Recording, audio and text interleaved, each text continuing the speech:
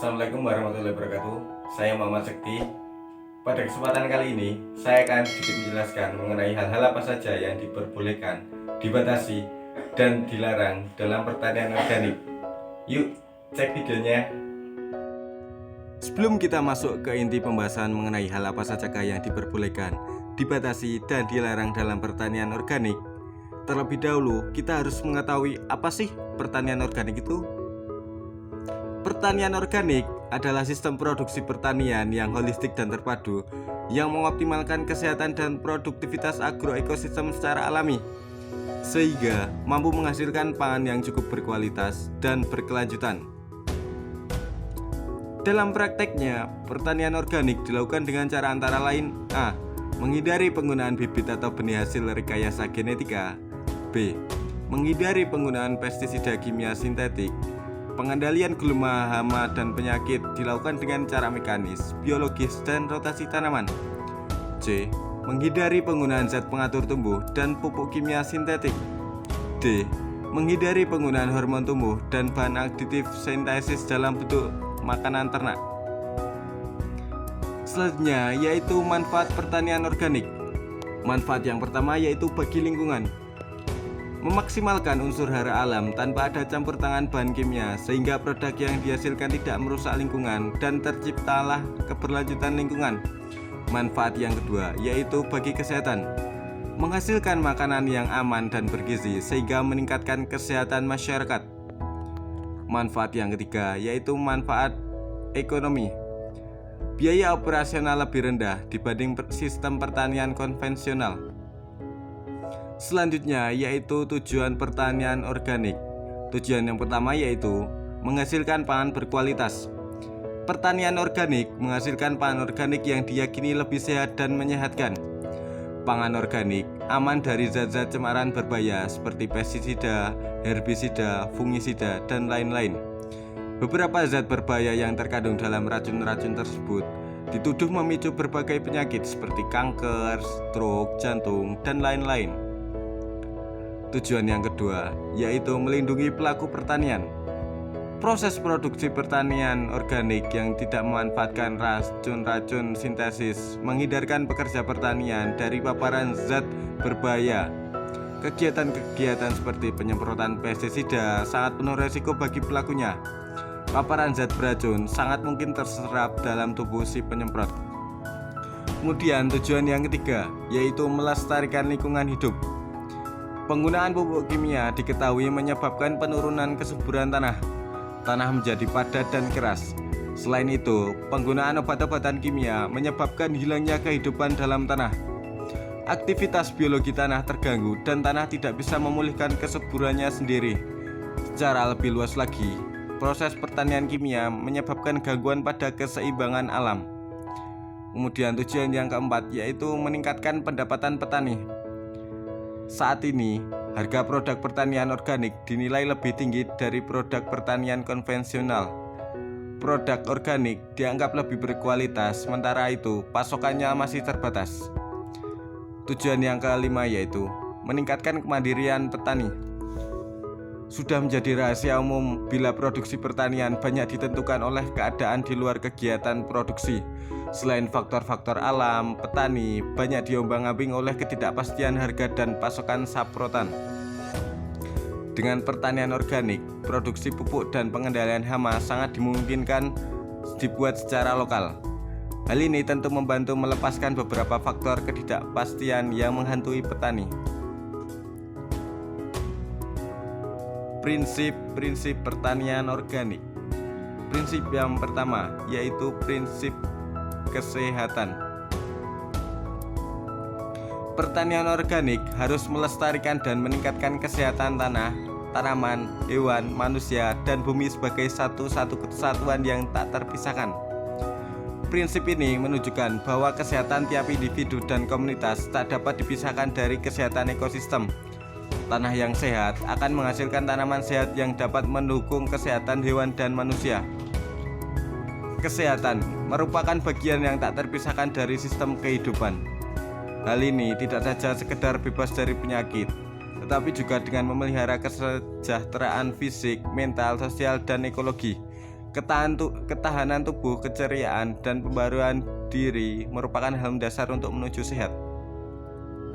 Prinsip yang kedua yaitu prinsip ekologi. Pertanian organik harus didasarkan pada sistem dan siklus ekologi kehidupan. Bekerja, meniru, dan berusaha memelihara sistem dan siklus ekologi kehidupan. Prinsip ekologi meletakkan pertanian organik dalam sistem ekologi kehidupan. Prinsip ini menyatakan bahwa produksi didasarkan pada proses dan daur ulang ekologis. Makanan dan kesejahteraan diperoleh melalui ekologi suatu lingkungan produksi yang khusus. Pertanian organik dapat mencapai keseimbangan ekologis melalui pola sistem pertanian, membangun habitat, pemeliharaan keragaman genetika dan pertanian. Mereka yang menghasilkan, memproses, memasarkan, dan mengonsumsi produk-produk organik harus melindungi dan memberikan keuntungan bagi lingkungan secara umum, termasuk di dalamnya tanah, iklim, habitat, keragaman hayati, udara, dan air. Kemudian prinsip yang ketiga yaitu prinsip keadilan. Pertanian organik harus mampu membangun hubungan yang menjamin keadilan terkait dengan lingkungan dan kesempatan hidup bersama. Keadilan dicirikan dengan kesetaraan, saling menghormati, berkeadilan, dan pengelolaan dunia secara bersama, baik antar manusia dan dalam hubungannya dengan makhluk hidup yang lain. Prinsip ini menekankan bahwa mereka yang terlibat dalam pertanian organik harus membangun hubungan yang manusiawi untuk memastikan adanya keadilan bagi semua pihak di segala tingkatan, seperti petani, pekerja, pemproses, penyalur, pedagang, dan konsumen. Pertanian organik harus memberikan kualitas hidup yang baik bagi setiap orang yang terlibat, menyumbang bagi kedaulatan pangan dan pengurangan kemiskinan. Pertanian organik bertujuan untuk menghasilkan kecukupan dan ketersediaan pangan maupun produk lainnya dengan kualitas yang baik. Sumber daya alam dan lingkungan yang digunakan untuk produksi dan konsumsi harus dikelola dengan cara adil secara sosial dan ekologis, serta dipelihara untuk generasi yang akan datang. Keadilan memerlukan sistem produksi, distribusi, dan perdagangan yang terbuka, adil, dan mempertimbangkan biaya sosial dan lingkungan yang sebenarnya. Kemudian prinsip yang keempat yaitu prinsip perlindungan. Pertanian organik harus dikelola secara hati-hati dan bertanggung jawab untuk melindungi kesehatan dan kesejahteraan generasi sekarang dan mendatang, serta lingkungan hidup.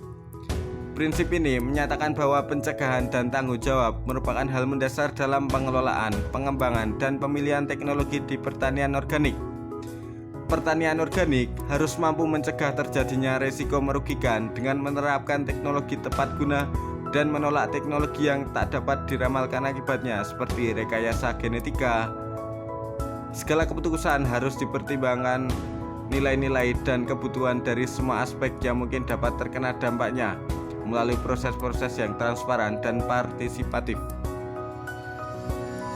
Selanjutnya yaitu bahan yang dibolehkan, dibatasi, dan dilarang untuk penyubur tanah.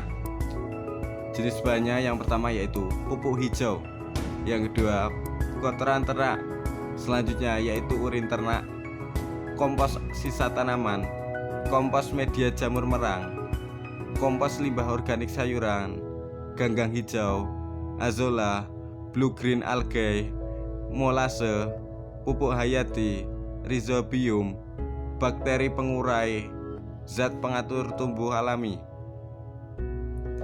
Selanjutnya yaitu bahan yang dibatasi untuk penyubur tanah, yaitu kotoran ternak, urin ternak, kompos sisa tanaman, kompos media jamur merang, kompos limbah organik sayuran, dolomit, gipsum, kapur klorida, batuan fosfat, guano. Yang selanjutnya yaitu terak baja, batuan magnesium, batu kalium, garam kalium tambang, sulfat kalium, garam Epsom, natrium klorida. Selanjutnya yaitu unsur mikro seperti boron, tembaga, besi, mangan, dan lain-lain. Selanjutnya yaitu stone meal. Yang ke-20 yaitu liat. Selanjutnya yaitu vermiculit. Dan yang terakhir yaitu batu apung. Kemudian yang selanjutnya yaitu bahan yang dilarang untuk penyubur tanah seperti urea, amonium sulfat, kalium klorida, kalium nitrat, kalsium nitrat, pupuk kimia sintetis lain, EDTA, silage, zat pengatur tumbuh sintetis, biakan mikrobaya menggunakan media kimia sintesis, kotoran manusia, kotoran babi, serta sodium nitrat. Nah, itu tadi penjelasan singkat dari saya. Sekian dan terima kasih. Assalamualaikum warahmatullahi wabarakatuh.